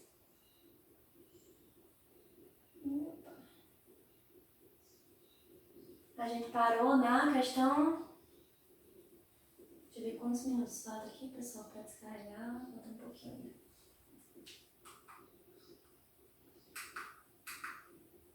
Paramos na questão... Já me perdi, 11, né? Vamos para a questão 12. Né? Deixa eu ver como é que tá aqui o vídeo, tá indo bem. Questão 12. O UR é um material de alta concentração de fluoreto que se adere à superfície dentária, permitindo uma lenta e gradativa liberação de flúor para o esmalte dental. Assinala a alternativa que completa corretamente a lacuna. Qual seria esse material? Que quando ele entra em contato com a superfície do dente, né? Ali vai ter uma alta aderência à superfície, permite uma lenta e gradativa liberação de flúor, porque ele vai liberando o flúor ao pouquinho. Seria letra C, o verniz fluoretado. Já eu volto aqui, mostro aqui para vocês. Acho que acredito que tem outra questão do verniz, já eu mostro para vocês. Novamente, a gente vai revisar novamente o uso do verniz fluoretado, né? Então a alternativa correta, letra C. Aí a 13. Sobre os métodos para o controle da placa bacteriana, assinale a alternativa incorreta. A escovação é o recurso mais utilizado com a função de desagregar e remover os depósitos microbianos aderidos, né, à superfície do dente. Então a gente sabe que é aí corretíssimo. As cerdas da escova devem ser macias ou extra macias, como nós vimos, é a recomendada. Dentifrícios mais abrasivos podem levar a desgaste significativo da estrutura dentária. Eu não lembro se eu citei isso durante a aula, mas isso sim está correto, né? Tem que ter cuidado com esses dentifrícios bem abrasivos, porque ele pode levar esse desgaste. Por exemplo, esses dentifrícios que fazem propagandas aí na televisão com a questão do clareamento, que pode clarear o dente, na verdade não clareiam, mas ele tem substâncias mais abrasivas que vai promover aquele, digamos assim, um clareamento por algumas horas, porque ali ele está promovendo, no momento que você utiliza esse dentifrício na escovação, você está promovendo ali um desgaste, uma abrasão, né, no dente. Por isso tem que ter cuidado, porque pode ocorrer esse desgaste bem significativo, né, na estrutura do dente, esses dentifrícios. E a letra D. A técnica de base consiste em colocar uma escova em ângulo de 35 graus em relação ao eixo longitudinal dos dentes. Eu estou um pouquinho acelerada, né, porque o vídeo já está bem comprido, mas vamos lá. Essa questão aqui, para você ver como às vezes é cobrado uma questão de concurso, cobra um detalhe tão simples, né, tão insignificante, essa questão da angulação, mas a gente viu, tem na aula de vocês, que a angulação correta para a técnica de base é de 45 graus, né? Aquela angulaçãozinha que a gente vai colocar entre o sulco gengival e o dente. Então a resposta incorreta aí, da 13, seria a alternativa D. E aí a 14, também muito simples, eu acredito que ninguém errou, porque eu comentei também na aula, durante a aula.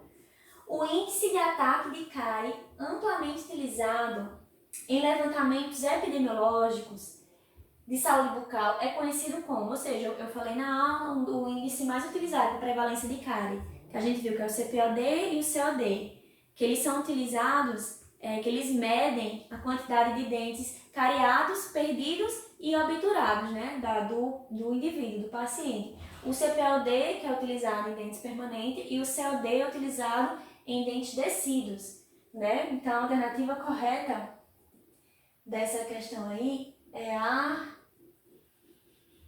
letra C, né? Esse IHOS é o Índice de Higienização Oral simplificado, né? Para medir, assim, como é que está sendo feita se aquela higienização daquele indivíduo, daquele paciente, está sendo higienização adequada. Cadê os os outros, para a gente ver bem rapidinho o comentário.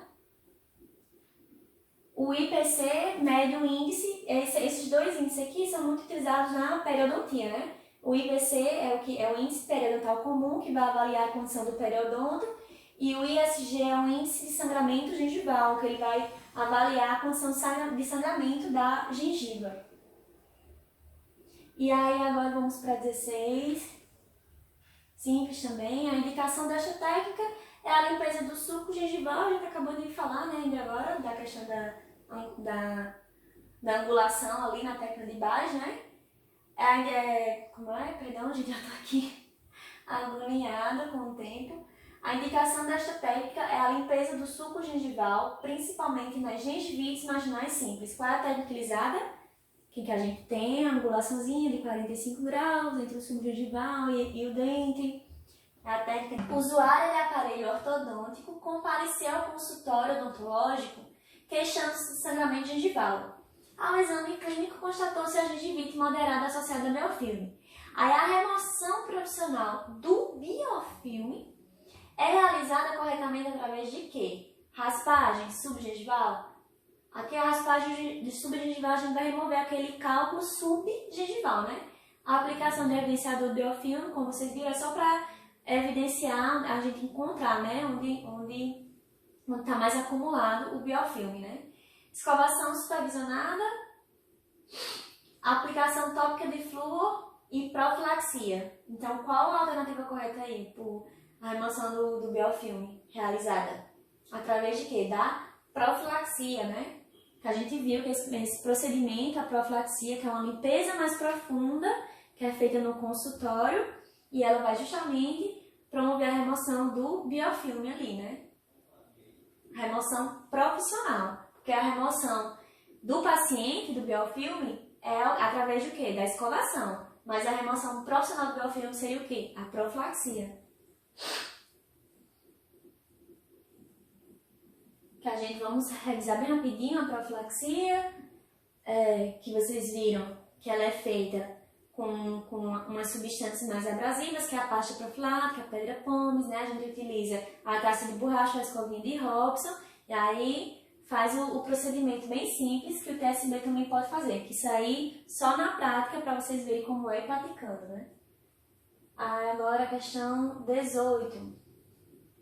O técnico de higiene dental pode realizar procedimentos em pacientes sempre com a supervisão do dentista. Acerca desse assunto, quanto à raspagem supragengival, assinale a alternativa correta. É um procedimento realizado para a retirada de cálculos de limites mais profundos embaixo da superfície gengival. Esses limites mais profundos embaixo da superfície gengival é justamente o cálculo subgengival que a gente vai remover. Através de quê? Da raspagem subgengival. Então já está errada aí a alternativa. Inclui a remoção de placa bacteriana e de depósitos ósseos. De placa bacteriana sim, né? A raspagem supragengival. É o procedimento realizado em periodontia para retirada somente de resíduos moles da raiz. Inclui a remoção de placa bacteriana e de depósitos de cálculo que estão nas superfícies dentárias. Que está justamente, são aquela placa, aquele cálculo que está à margem da gengiva, né? Então aí é onde a gente utiliza a raspagem supragengival. A alternativa certa, 18, letra D. Aí 19, deixa eu ver se baixa aqui. Baixa demais. Em relação aos bochechos cloretados, assinale a alternativa correta.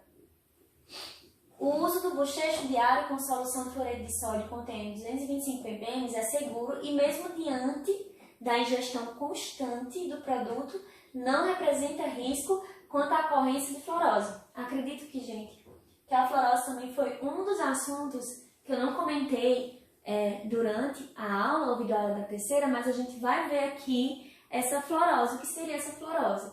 Mas essa alternativa A está errada justamente por quê? Porque com a ingestão constante do flúor, eu falei que pode causar toxicidade ao organismo e também pode promover algumas alterações no dente, que é justamente essa fluorose. Eu vou falar um pouco dela daqui a pouco, certo?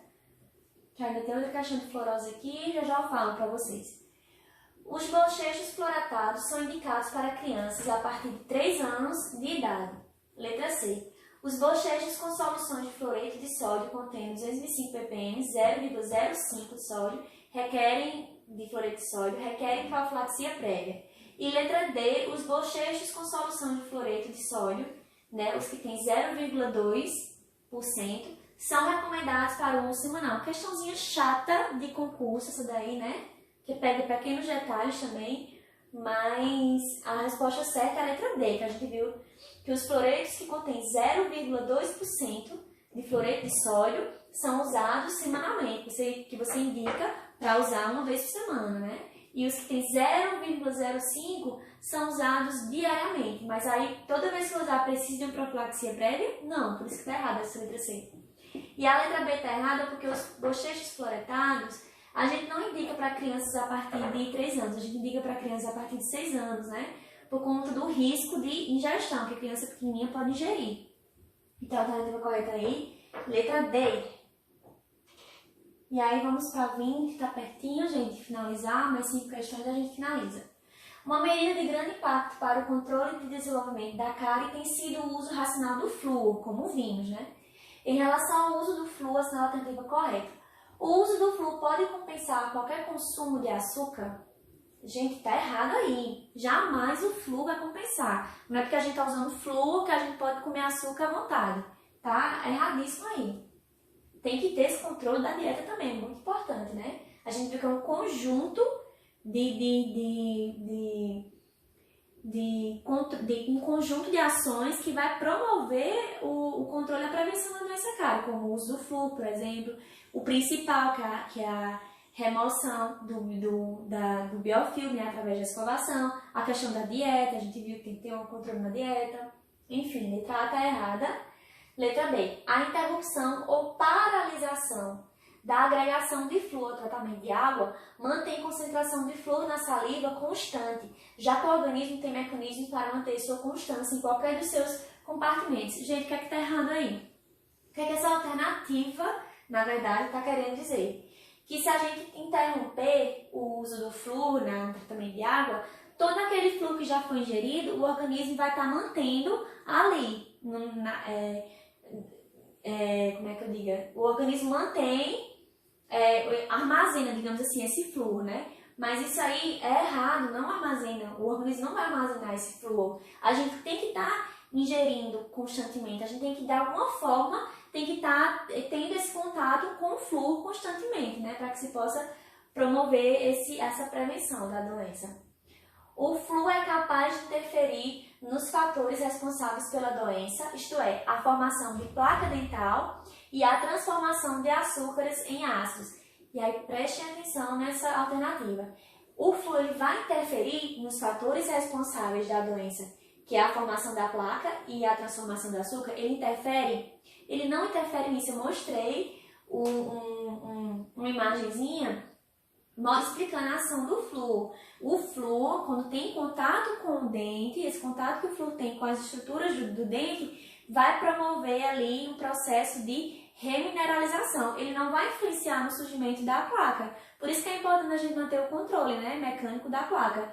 E nem vai influenciar na transformação do açúcar. Por isso também que é importante a gente controlar a dieta. O flúor não vai influenciar nisso.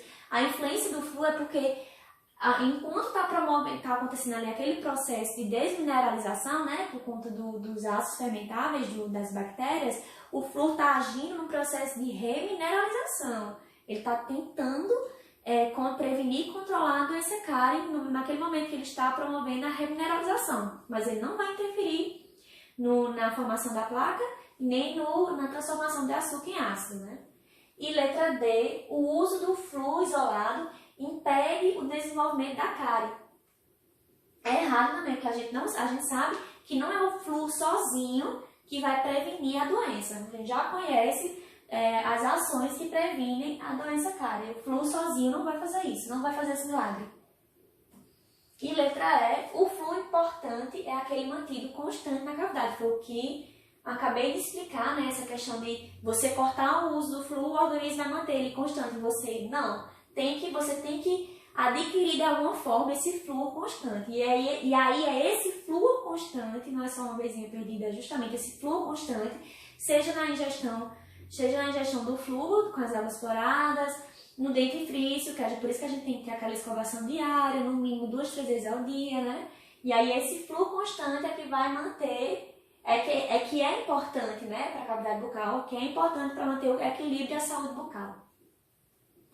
E aí a 21, deixa eu ver quantos minutos falta para o meu celular descarregar. Dá tempo ainda. A utilização de fluoretos é uma importante estratégia para o controle da cárie dentária, como vimos, né? Porém, não é isenta de riscos. A intoxicação crônica por flúor, ela pode causar o quê? Doença de Hudson, hipoplasia molar do incisivo, fluorose, molar em amora e o retardo mental. Vocês viram no material que eu mandei essa questão da fluorose, que é o que a gente vai falar sobre ela agora, mostrar os slides para vocês. E aí, pessoal, eu tô mandando aula aqui, eu ia falar um pouco para vocês dessa fluorose, que ela não foi comentada, eu não falei durante o vídeo da terceira aula. Mas aí a gente viu o mecanismo do flúor, como eu falei, né? Aqui está promovendo o processo de desmineralização e no momento que o flúor entra em contato com o dente, ele vai acelerar a remineralização, né? E assim protege o dente contra a desmineralização. Então a gente sabe da importância do flúor, a gente sabe onde a gente vai encontrar o flúor, né? Que a gente viu na água fluoretada, no uso do dentifrício, que é um uso diário, né? A água fluoretada e o dentifrício. Nós vimos o flúor nos enxaguantes bucais, os fluoretos, né? O flúor no gel, o gel flúor, o flúor no verniz, por exemplo, o verniz fluoretado. Mas aí, o que acontece se a gente ingerir em excesso, se a gente utilizar em excesso esse flúor? O que o excesso de flúor pode causar, caso a gente promova a ingestão, né, do flúor? Ele pode causar essa doença chamada fluorose dentária. Então, ela é causada pela ingestão de flúor a longo prazo, tá? Em longo prazo, e se desenvolve durante a formação do esmalte dentário, ou seja, durante a formação do dente ali, que a fluorose vai se desenvolver. Então, quando o dente está ali se formando, quando acontece essa ingestão em excesso de flúor, pode causar essa fluorose. Por isso, o cuidado também maior de ser ingerido por crianças, né? Crianças pequenininhas, que é justamente nessa fase ali onde está tendo a formação do dente. E aí, o que é que a fluorose causa? Ela provoca alterações macroscópicas, ou seja, alterações são visíveis em estrutura de esmalte na estrutura do dente, né? E quais são essas alterações aqui, ó? Vocês podem observar nessas imagens aqui, ó. Isso aqui são imagens de paciente com fluorose. Essas alterações estão intimamente ligadas a um aumento em extensão e em grau de quê? Da porosidade subsuperficial do dente, ou então a hipomineralização, que é justamente a diminuição a diminuição da mineralização da estrutura do esmalte do dente. E aí essa diminuição de mineralização ali, a gente vê através dessas manchas aqui, ó. As manchas que a gente pode tanto encontrar esbranquiçadas, né? Ou então manchas mais escurecidas.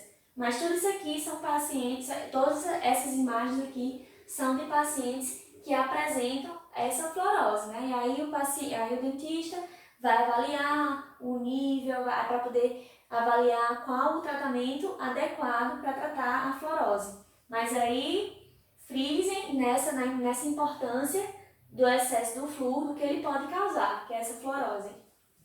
E aí, voltando às questões.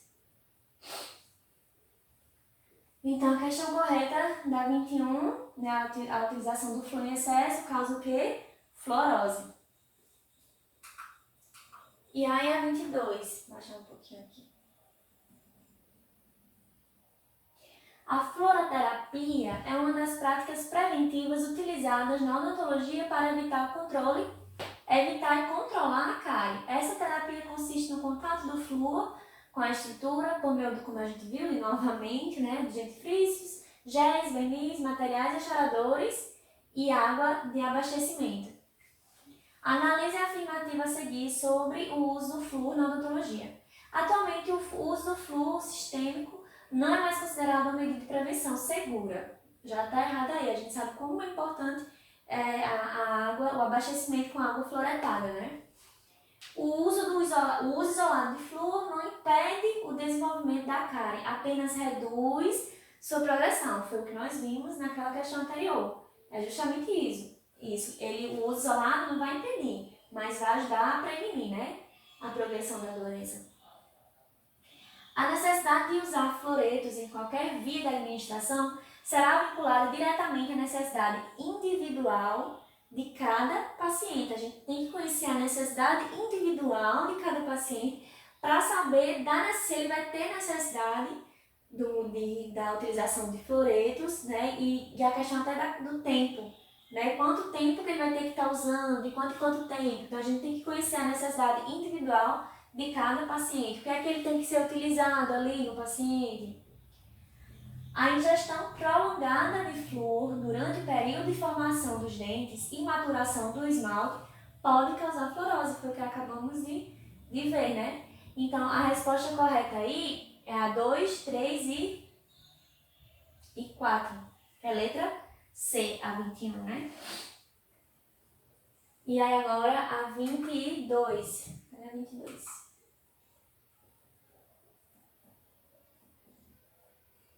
Perdão, essa já era a 22, né? Agora vamos para a 23.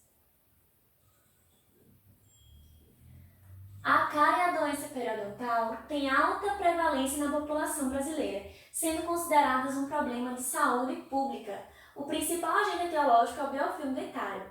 Uma adequada higienização é imprescindível para o controle do biofilme e prevenir essas doenças. Assinale as seguintes afirmativas sobre o biofilme. Vamos lá. Diversos recursos são utilizados para o controle caseiro do biofilme, como escovação dental, principal recurso, inclusive, né? Que é a escovação dental manual ou elétrica, como vocês viram, né? De acordo com a necessidade do paciente. Pode ser que ele precise usar a escova elétrica, né? São pacientes com necessidades especiais, que não tem muita habilidade manual, por exemplo. O uso de fio ou fita dental, que é justamente para a remoção ali entre os dentes, interproximal. E o controle químico com antissépticos bucais também pode ser indicado, né? O uso. Então, essa resposta está verdadeira.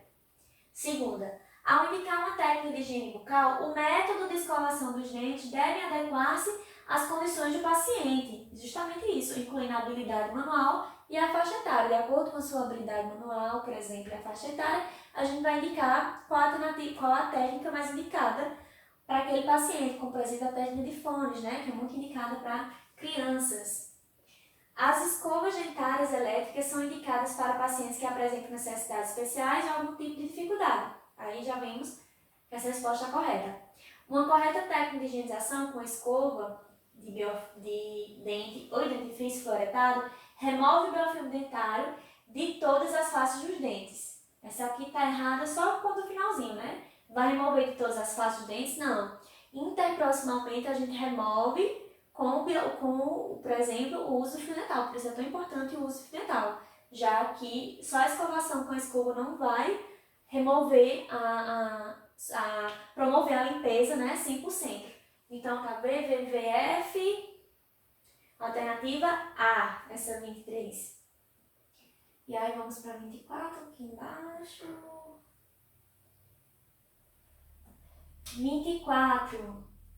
O uso de verniz com flúor apresenta as seguintes vantagens, exceto pouca aceitação pelas crianças, maior contato do flúor com o dente, facilidade de uso e menor toxicidade. Nós vimos o verniz, que ele tem como característica, né, ele tem uma alta concentração de flúor, muito alta concentração de flúor. Mas ele é muito utilizado em crianças de alto risco, por exemplo. Por quê? Porque o verniz ele vai só ser aplicado naquela área de risco do dente, ele não vai ter uma aplicação assim geral. Então não tem aquela questão de preocupação que vai ter uma ingestão do verniz da criança, porque está sendo aplicado ali com a fácil aplicação, que não é difícil aplicar o verniz, é de fácil aplicação justamente naquelas áreas de maior risco, né, do dente, por exemplo. A gente sabe que o verniz é usado no tratamento da mancha branca ativa, né, que a gente aplica ali em cima da mancha branca para que ele possa promover ali, liberar o flúor, né, a gente sabe que libera a longo prazo ali, vai sendo liberado o flúor e vai promovendo ali a remineralização, estagnando ali aquela mancha, né, para que ela não se progrida. Então ela tem muita aceitação pelas crianças, né, não pouca. Maior contato de flúor com o dente, como nós vimos, né, facilidade de uso e menor toxicidade. Então todas essas três alternativas aqui estão corretas. Então a única que está errada é a letra A. E qual é o instrumental utilizado, para a gente finalizar nossa aula hoje, qual é o instrumental utilizado para remover depósitos subgengivais? Sub. Sabemos que foice a gente remove supra. A ponta ultrassônica, né, da ultrassom, supra. O jato de bicarbonato, nada a ver, mas é supra também. Cureta e taça de borracha. Taça de borracha é utilizada em quê? Na profilaxia. Então, a alternativa certa, letra D. Pessoal, para a gente finalizar aqui a aula, só mostrando também mais um slide que não foi comentado, né, na nossa videoaula.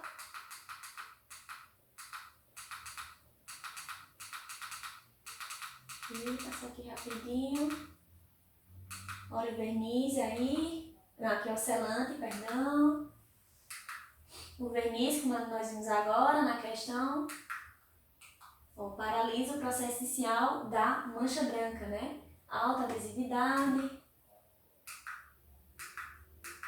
E aí, uma coisa que eu esqueci de comentar durante a aula de vocês, a gente vê aqui os procedimentos que a gente realiza na prevenção e controle da doença periodontal, né? A profilaxia, que a gente já conhece, a raspagem, alisamento supra e subgengival, a instrução de higiene do paciente, né?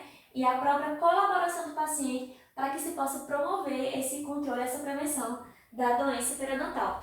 Porém, além desse controle mecânico, como nós vimos agora, como eu citei com vocês, que também nós temos como auxiliares alguns agentes químicos, né? Eles vão auxiliar no tratamento da doença periodontal, vai depender da necessidade do paciente. E aí, pessoal, esse agente químico aqui, que eu esqueci de comentar com vocês durante a videoaula da terceira aula, é o gluconato de clorexidina, é um agente químico que vai auxiliar no tratamento das doenças periodontais. E o gluconato, ele possui o famoso PerioGard, eu acho que muita gente já viu esse PerioGard. PerioGard é que da marca, é uma das marcas conhecidas, né, mais conhecidas. Mas existem outras marcas que utilizam, que produzem essa substância química. E o gluconato de clorexidina, ele contém o dicloronato de clorexidina 0,12% e é um enxaguante bucal usado conforme indicado, como eu falei para vocês, conforme indicado, conforme a necessidade do paciente e possui o quê? Uma ação antimicrobiana, reduzindo a quantidade de bactérias nocivas. Então, ele está matando ali, tem uma ação de matar ali bactérias que são nocivas à boca, que, né, no caso, bactérias causadoras das doenças periodontais, né? Que potencializam a doença periodontal. E são utilizados no combate ou prevenção de afecções gengivais, como a gengivite. Porém, a clorexidina, né, para vocês conhecerem, ela possui efeitos colaterais. Por isso que o paciente ele tem que seguir à risca a prescrição e a indicação do profissional. Se é para usar, por exemplo, durante uma semana, só se deve usar durante uma semana. E aí os efeitos colaterais que a gente pode ter por conta do uso em excesso do gluconato de clorexidina. Manchas nos dentes podem aparecer, ou na língua, ou em restaurações. Mudanças na percepção de sabor também, a clorexidina pode causar. E aí eu acredito que aqui eu já tinha falado o suficiente, que não foi dito, né, durante a nossa aula. E aí eu finalizo, tá bom, pessoal? Essa disciplina com essa correção e essa revisão das questões. Finalizo aqui a disciplina de prevenção e controle de doenças bucais. Foi um prazer passar esse tempinho com vocês, gravando essas aulas para vocês, dividir um pouco do meu conhecimento a vocês. Eu espero que tenha sido que vocês tenham aproveitado bastante, tá bom? E qualquer dúvida, a gente vai ficar mantendo contato nos grupos para que a gente possa resolver essas dúvidas, tá bom? Fiquem com Deus e quem sabe até uma próxima oportunidade.